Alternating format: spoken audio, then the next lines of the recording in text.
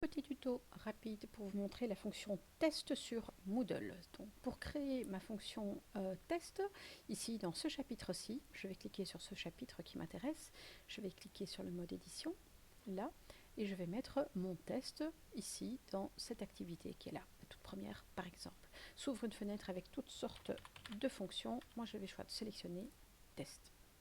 Voilà, s'ouvre une fenêtre avec différents éléments de réglage que je vais devoir configurer. Énormément de choses. Nous, ce qui nous intéresse, c'est vraiment les éléments principaux.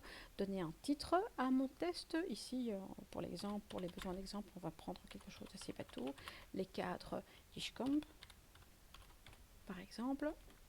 Et ici, en guise de description, ça pourrait être « Connais-tu les principaux cadres du Dishcomp ». Ça pourrait être n'importe quoi finalement. Ici, la petite description ici qui accompagne le titre qui est là. Si je souhaite faire apparaître la description, je clique sur cet élément qui est là. Dans les autres aspects que je peux également régler, c'est par exemple le temps, attribuer un début et une fin de test. Mon test commencera à partir de demain, à une heure précise. Mettons 17h, en fin de journée, 17h30. Voilà, elle se terminera le 31 mars à la même heure, 17h30 par exemple aussi. Voilà, je peux décider ou non d'attribuer une certaine durée pour mon test. Mon test doit-il ou non durer une durée précise? Je peux l'activer et décider, comme c'est un test court ici pour l'exemple, maximum 10 minutes. Et la tentative en cours est envoyée automatiquement, même si au bout de 10 minutes, je n'ai pas fini le test. Mais vous allez voir, c'est un test formatif qui est très simple. Ici, en 10 minutes, en principe, ce serait terminé. Ça, c'est pour le temps. D'autres éléments que je peux régler, par exemple, dans Notes, un certain nombre de tentatives que je peux autoriser ou pas. Je peux décider que les étudiants ont 2 tentatives autorisées, pas plus, parce que c'est quelque chose d'assez élémentaire. Et je vais prendre uniquement la note la plus haute parmi les 2 tentatives. Voilà pour les éléments principaux que je peux régler. Il y a d'autres choses, mais on n'a pas le temps ici de les parcourir. J'enregistre et j'affiche. Donc mon test, il est ouvert à partir d'une date précise, se termine à une date précise. Il porte ce titre qui est là et la description est ici. Pour rajouter des questions, vous voyez ici d'autres éléments que nous avons mis. Pour rajouter des questions, rien de plus simple, on clique ici. Différentes propositions pour rajouter des questions. On va cliquer sur ajouter une question. Énormément de possibilités. On va prendre choix multiples pour faire quelque chose de relativement simple. Donc, pour ce QCM, je vais d'abord, dans un premier temps, indiquer où va venir se mettre ce test. Là, dans les cadres Dishcomp. Et le nom de la question, par exemple, ce serait QCM. Voilà, et en guise de question, puisque j'ai déjà copié ici un petit quelque chose que je vais récupérer, voilà, lequel de ces cadres s'adresse en priorité aux enseignants, et donc, oui, c'est sur 1, ça c'est important de laisser par défaut en 1, enfin on pourrait mettre autre chose, mais ce serait sur 1, et ici, dans les différentes propositions, mélanger ou pas les réponses, oui, on va éventuellement les mélanger, une seule réponse possible, et dans mes propositions, je vais prendre différentes propositions, Dishcomp.org, voilà, dans le deuxième, ça va être Dishcomp.edu, et troisième proposition, Dishcomp Citizen.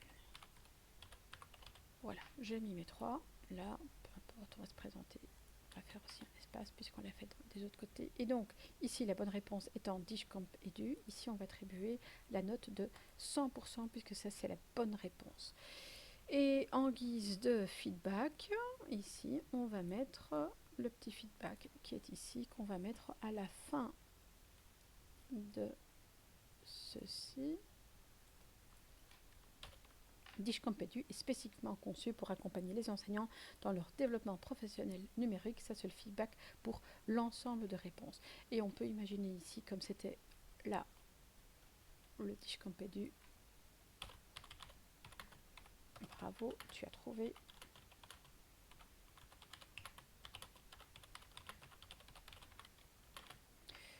La bonne réponse. Là, en guise de feedback pour celle-ci, puisque ce n'était pas la bonne, on va mettre simplement faux et le copier-coller là où c'était faux aussi. Voilà. Donc, je peux éventuellement rajouter d'autres choses. J'enregistre les modifications. Ça, c'est fait. Voilà. Je peux demander un aperçu. Voilà. Ma question apparaît ici. Veuillez choisir une réponse. Lequel de ces cas s'adresse en priorité aux enseignants? Et je peux voir comment ça se présente. Et quand je prends la bonne réponse, j'envoie et je termine. Bravo, tu as trouvé la bonne réponse. Discompédu est spécifiquement conçu pour accompagner. Donc on a le feedback qui apparaît aussitôt. Voilà, donc ça c'est pour la prévisualisation et je peux fermer aussitôt. Donc ma première question, elle est terminée. Là maintenant, je vais sortir de là et créer une autre question. On peut imaginer par exemple une espèce de vrai ou faux. On va prendre le vrai faux. Voilà. On va le mettre ici, et ici ma question ça va être vrai ou faux.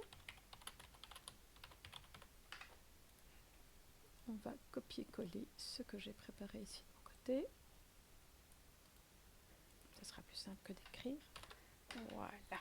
J'ai écrit donc le cadre Discom-Citizen inclut des compétences liées au droit numérique, à la sécurité en ligne et à la consommation responsable. Est-ce que c'est vrai ou est-ce que c'est faux?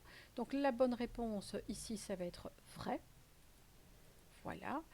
Et en guise d'explication, on va mettre le petit feedback qui va avec. Voilà. Discom-Citizen va au-delà de la simple consommation. Il intègre des notions de citoyenneté numérique, protection des données, éthique, consommation durable. Donc vous voyez qu'il y a aussi des éléments qui sont en gras parce que vous avez aussi la possibilité ici de mettre en gras votre texte aussi. Et pour la réponse fausse, on va mettre faux. Oui, pas nécessairement, on ne va pas le mettre. On enregistre et on continue. Voilà. Je peux demander un aperçu. Ça se présente comme ceci. Et donc si ici je mets faux, j'envoie, je termine. La réponse correcte est vraie. Oui, parce que ce n'était pas la bonne réponse. Voilà, je peux sortir de la prévisualisation. J'enregistre. Voilà, on a créé ici déjà 2 questions. Je pourrais en créer une troisième, mais ma vidéo risque d'être trop longue. J'enregistre ici mon test. Donc mon test se compose de 2 questions. Je peux aussi déplacer tout cela. J'ai ici la note maximale de 10 points. Et là maintenant, pour prévisualiser l'ensemble, voilà, je peux revenir dans mon test. J'ai ici mon test et si je souhaite le prévisualiser, je démarre la tentative et j'ai mes 2 questions qui apparaissent ici. La première question, hop, et la deuxième question. Vous voyez que le temps restant est ici. Je peux décider de, oui ou non, terminer le test, de cacher le temps restant.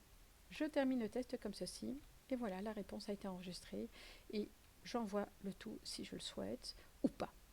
Voilà, c'est relativement